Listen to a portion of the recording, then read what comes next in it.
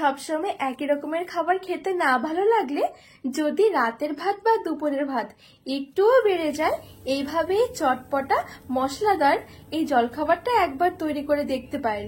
একেবারে কম তেলের মধ্যে রেডি করা হয়ে যাবে, সাথে হবে একেবারে হেলদি, টেস্টি আর এরকম কড়মড়ে আর মুচমুচে, খেতে কিন্তু দারুণ লাগে। নমস্কার বন্ধুরা, নতুন একটা পর্ব দেখার জন্য আপনাদের সকলকে স্বাগত জানাই। আজকে আমি আপনাদেরকে রাতের বেঁচে যাওয়া ভাত দিয়ে ভীষণ মজার একটা জলখাবার তৈরি করে দেখাবো। আমাদের এক এক সময় দেখবেন এরকম হয়, যতই আমরা মাপ মতো চাল দিই না কেন একটু ভাত তো বেড়েই যায়। তো সেই ভাতগুলো না ফেলে দিয়ে ঝটপট একদম একটা চটপটা জলখাবার তৈরি করে নিতে পারবেন। হয় দুপুরের ভাত বা রাতের ভাত, যে কোনো বেলার জন্য কিন্তু একেবারে পারফেক্ট এই জলখাবারটা। চায়ের সাথে খেতেও কিন্তু দারুণ লাগে। তো বন্ধুরা চলুন আমি খুবই সহজভাবে তৈরি করে দেখাবো, আশা করছি আপনাদের অনেক ভালো লাগবে। তো পুরো ভিডিওটা শেষ পর্যন্ত দেখার অনুরোধ রইল। তো এখানে আমি একটা বাটি মেপে ঠিক এক বাটি মতন ভাত নিয়েছি। অবশ্যই কিন্তু ভাতটা একটু মেপে নেবেন, খুব বেশি কিন্তু একেবারে ভাত বেশি লাগবে না, অল্প ভাত দিয়ে কিন্তু জলখাবারটা রেডি করা হয়ে যাবে। আর এই অল্প ভাতে দেখবেন একসময় কিন্তু আমাদের বেড়ে যায়। তো এবারে আমি এখানে একটা মিক্সির জার নিয়েছি, মিক্সির জারের মধ্যে ভাতটুকু আমি নিয়ে নেব।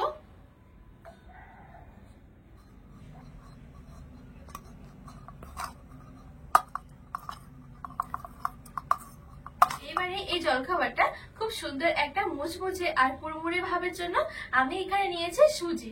আর যতটা ভাত নেবেন ঠিক ততটা দিতে হবে কিন্তু সুজি, মানে এক বাটি ভাতের জন্য লাগবে আমাদের এক বাটি সুজি।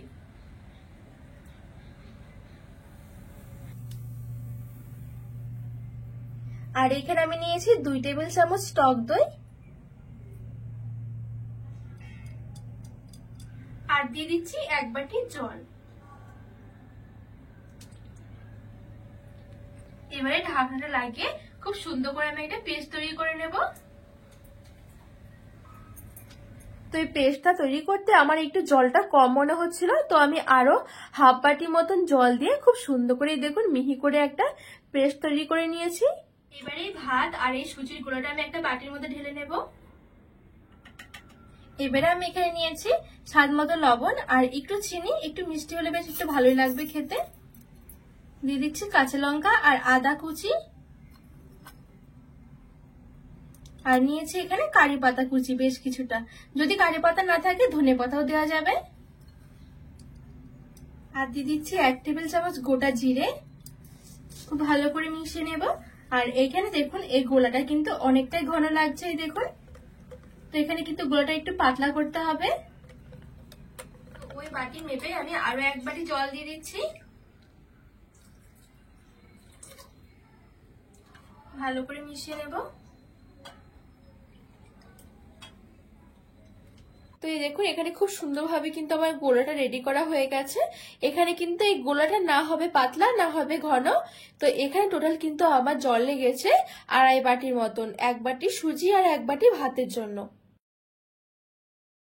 আর এখন দেখুন এই গোলাটা কিন্তু ঠিক এরকম, খুব বেশি পাতলা নয় একেবারে, আবার কিন্তু খুব বেশি একটা ঘনও নয়, দেখুন।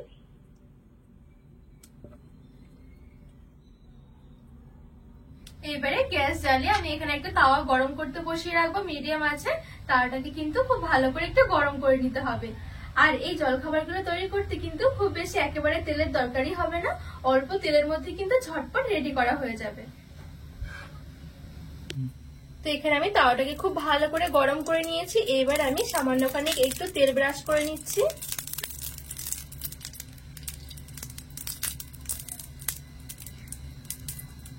আর এদিকে যে আমি সুজি আর ভাত দিয়ে যে গোলাটা করে রেখেছিলাম, এবারে এখান থেকে আমি এরকম একটা বড় সাইজের বাটি নিয়েছি।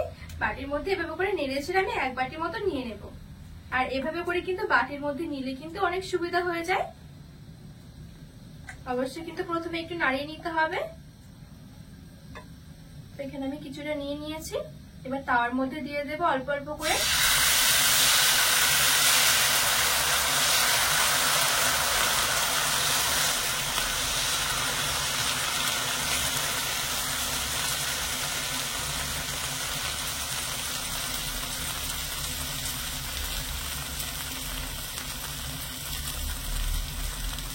এবারে মিডিয়াম আছে, নিচের পিঠটা আমি একটু লাল হওয়া পর্যন্ত এভাবে করে একটু ভেজে নেব। তো তো এখানে আমি মিডিয়াম থেকে একটু হালকা আছে খুব সুন্দর করে ভেজে নিয়েছি। আর এই দেখুন নিচের দিকটা কিন্তু খুব সুন্দর একটু লাল লাল ভাব এসে গেছে। তো বন্ধুরা এই দেখুন এখানে কিন্তু খুব সুন্দরভাবে উঠেও আসছে। এবার আমি এভাবে করে উল্টে দেব। তো এই দেখুন কত সুন্দরভাবে হয়ে গেছে। তো এখানে কিন্তু আমার একটা জলখাবার রেডি করা হয়ে গেছে, বাদ বাকি একইভাবে তৈরি করে নেব। হালকা করে একটু তেল দিলে কিন্তু হয়ে যাবে, খুব বেশি তেল একদমই দরকার নেই দেওয়ার। পরের বার যখন আবার দেব তখন কিন্তু অবশ্য খোলাটাকে ভালো করে একটু গরম রাখতে হবে। তো আবারও নেড়ে ছেড়ে এক বাটি মতন দিয়ে দেব।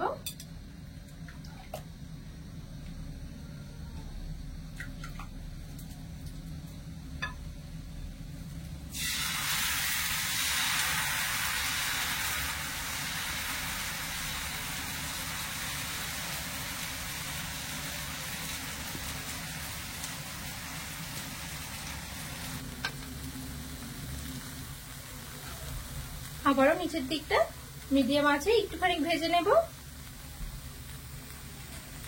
তো এখানে আমি আবারও খুব সুন্দর করে দেখুন নিচের দিকটা ভেজে নিয়েছি। ওপরে যখন হালকা এরকম একটা কালার আসবে তার মানে বুঝতে হবে সুন্দরভাবে হয়ে গেছে। তো এই দেখুন কত সুন্দর লাগছে দেখতে। তো সবগুলো জলখাবার ঠিক আমি একইভাবে তৈরি করে নেব। খুবই সহজ তৈরি করা। আর সাথে খাওয়ার জন্য আমি একটু চাটনি রেখেছি। আপনারা কিন্তু যে কোনো কিছুর সাথে খেতে পারেন, আলুর তরকারি বা সস বা চাটনি। তো এই দেখুন কতটা মচমচে হয়েছে, খেতে কিন্তু দারুণ লাগে, চায়ের সাথেও কিন্তু জমে যায় পুরো। খুবই অল্প সময়ের মধ্যে কিন্তু তৈরি করে নিতে পারবেন, আর বানানো কিন্তু খুবই সহজ। আর এভাবে কিন্তু চাটনি দিয়ে খেতেও কিন্তু দারুণ লাগে। তো বন্ধুরা আজকে জলখাবারের রেসিপি আপনাদের কেমন লেগেছে অবশ্যই কিন্তু কমেন্ট করে জানাবেন। আর রেসিপি ভালো লাগলে চ্যানেলটিকে সাবস্ক্রাইব করে পাশে থাকা অনুরোধ রইল।